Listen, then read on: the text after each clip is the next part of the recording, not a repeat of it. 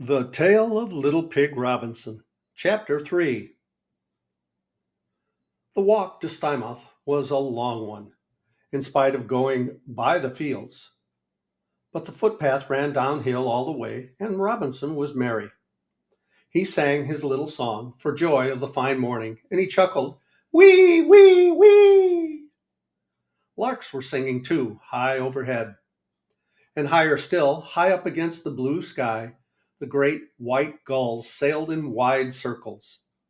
Their hoarse cries came softened back to earth from a great way above. Important rooks and lively jackdaws strutted about the meadows amongst the daisies and buttercups. Lambs skipped and baaed. The sheep looked round at Robinson. "Mind yourself in Stymouth, little pig," said the motherly ewe. "Baa!" Robinson trotted on until he was out of breath and very hot. He had crossed 5 big fields and ever so many stiles. Stiles with steps, ladder stiles, stiles of wooden posts. Some of them were very awkward with a heavy basket. The farm of Piggery Porkham was no longer in sight when he looked back. In the distance before him, beyond the farmlands and cliffs, never any nearer, the dark blue sea rose like a wall. Robinson sat down to rest beside a hedge in a sheltered sunny spot. Yellow pussy willow catkins were in flower above his head. There were primroses in hundreds on the bank, and a warm smell of moss and grass and steaming moist red earth. "If I eat my dinner now, I shall not have to carry it. Wee, wee, wee," said Robinson. The walk had made him so hungry he would have liked to eat an egg as well as the jam sandwiches, but he had been too well brought up. "It would spoil the 2 dozen," said Robinson. He picked a bunch of primroses and tied them up with a bit of darning wool that Aunt Dorcas had given him for a pattern. "I will sell them in the market for my very own self, and buy sweeties with my pennies." "How many pennies have I got?" said Robinson, feeling in his pocket. "One from Aunt Dorcas, one from Aunt Porcus, and one for my primroses for my very own self. Ho, wee, wee, wee! There's somebody trotting along the road. I shall be late for market." Robinson jumped up and pushed his basket through a very narrow stile, where the footpath crossed into the public road. He saw a man on horseback. Old Mr. Pepperell came up, riding a chestnut horse with white legs.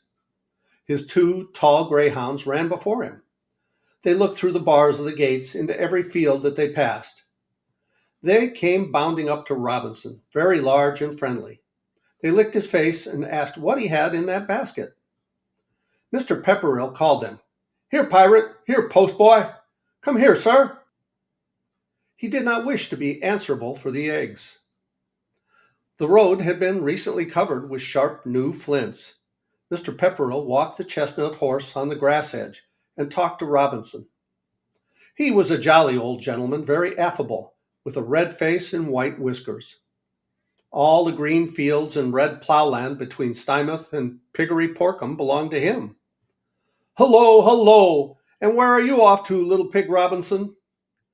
"Please, Mr. Pepperell, sir, I'm going to market." "Wee, wee, wee," said Robinson. "What, all by yourself? Where is Miss Dorcas and Miss Porcus? Not ill, I trust?" Robinson explained about the narrow stiles. "Dear, dear, too fat, too fat. So you are going all alone. Why don't your aunts keep a dog to run errands?" Robinson answered all Mr. Pepperell's questions very sensibly and prettily. He showed some intelligence and quite a good knowledge of vegetables for one so young. He trotted along almost under the horse, looking up at its shiny chestnut coat and the broad white girth and Mr. Pepperell's gaiters and brown leather boots. Mr. Pepperell was pleased with Robinson. He gave him another penny. At the end of the flints, he gathered up the reins and touched the horse with his heel. "Well, good day, little pig. Kind regards to your aunts. Mind yourself in Stymouth." He whistled for his dogs and trotted off. Robinson continued to walk along the road. He passed by an orchard where 7 thin, dirty pigs were grubbing. They had no silver rings in their noses.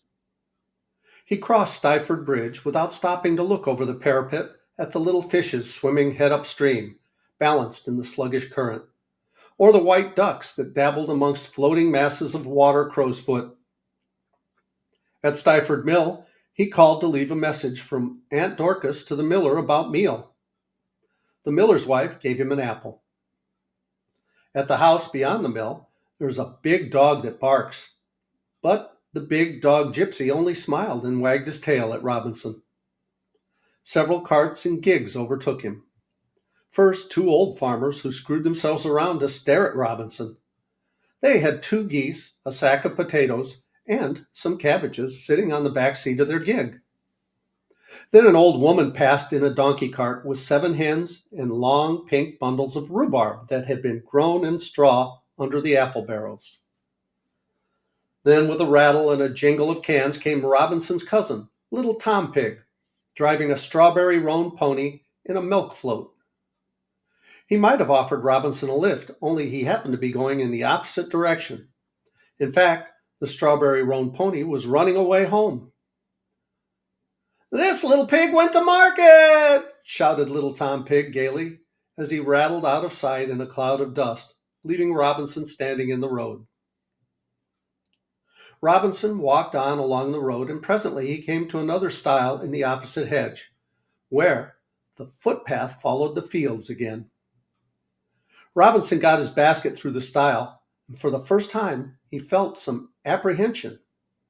In this field there were cows, big, sleek Devon cattle, dark red like their native soil. The leader of the herd was a vicious old cow with brass balls screwed onto the tips of her horns. She stared disagreeably at Robinson. He sidled across the meadow and got out through the far stile as quickly as he could. Here the new trodden footpath followed round the edge of a crop of young green wheat. Someone let off a gun with a bang that made Robinson jump and cracked one of Aunt Dorcas's eggs in the basket. Oh! A cloud of rooks and jackdaws rose cawing and scolding from the wheat.